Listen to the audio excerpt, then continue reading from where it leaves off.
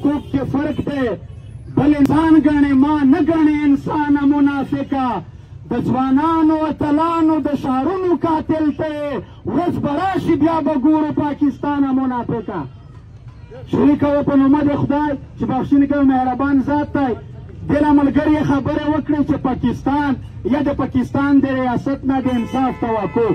15 کله شي چې د پاکستان په نومه ریاست په دغه دنیوشه په وجود درغلی دی او میش پښتونه دغه ریاست د شکنجې لوند درغلي په دا 15 کله شه د یو وزیرستاني یا یو پښتون مو ته دا په ثبوت ورسوي چې پاکستان از ملک د مو سره از شهري دا شګړه کړې ده نه در سره کړې دا 15 کله شي چې پاکستان د میش په وینې تجارت د میش د ترسره د ناموس او د عزت سره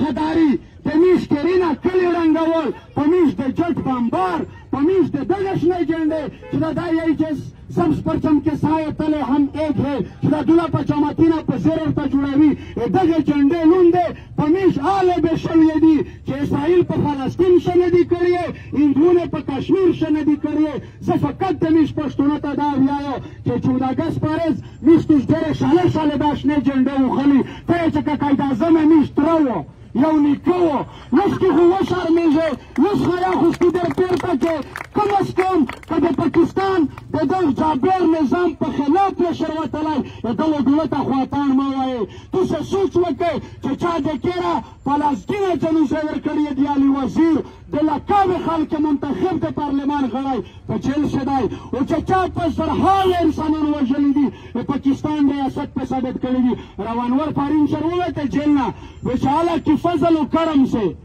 یعنی جج کی انصاف کی وجہ سے پالا پیرے دلوس ونیول جج د پلری دی مشتر لوسیاس منترک شکا پمزکا چیرشی چې الله پاک د اخ قاتل دای دا دعا کو اسلامي تجبر کوي چې د الله په فضل سره او د پاکستان ریاست خدای دې په لوس ځکه دا نه ملک تای نه ریاست تای پښتانه په ګپ وخت نه تیریږي سره بیدور شي چې سره یو کې چلو دا د التک پلونه او د خان په پلونه شي بېڅله وروایي چې پنجابی اتوتوله په مخشا شامیش دیله دغه ریاست سره وخت نه تیریږي ځکه چې نوره قدر بنده وکړو د غلامۍ شکر خو نه وي سړی د بیزاتۍ شکر خو نه وي علم دې نه دی محفوظ مدرسه دې نه ده محفوظه خوند یې د تېر سر شوې بچون د خیریتونه تصحیح شول مشرون د په چک پوستونه ذلیل شول تو سا شاعر وشایې چې تو ستا په کوم شي غیرت درځي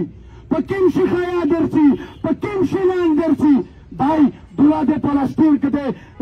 کاناډا یا د بل ملک چې کوم شریک وسوځي د پاکستان په حکومت چې خلک لاریونونه راوبوسي دا لیمون دا خلک ته زه وایو چېرته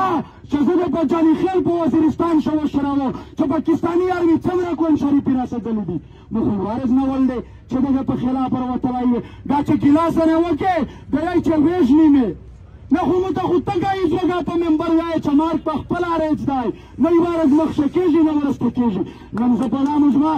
مخه راوړوه ناقب ګوشی د میش بچی نه دی ناقب د ټول قوم بچی دی زموږ د سیاسي پارټۍ نه ګیلادو د عالم نه مې ګیلادو د کلي د مشر مخور نه مې ګیلادو امي شخصي کې ما ګټه نشته بلکې د قوم د راتلونکي نسل د ژغورلو په خاطر نن دلار وتلي نو تاسو نه مو خواست دی چې کله د پښتون ژغورنې غورځنګ ملګري غږ درباندې کړو دا د دغه وطن د قوم د بقا په خاطر راوځي دغه ملا غبرګانې دغه سره ملتیا کې په داخلي ټپه اجازات وخوره ملګري ته تکلیف دی یو چې په تو مې بیا خولګې کسان دو په وطن ننګ و تو په کیر شکړل خېدونه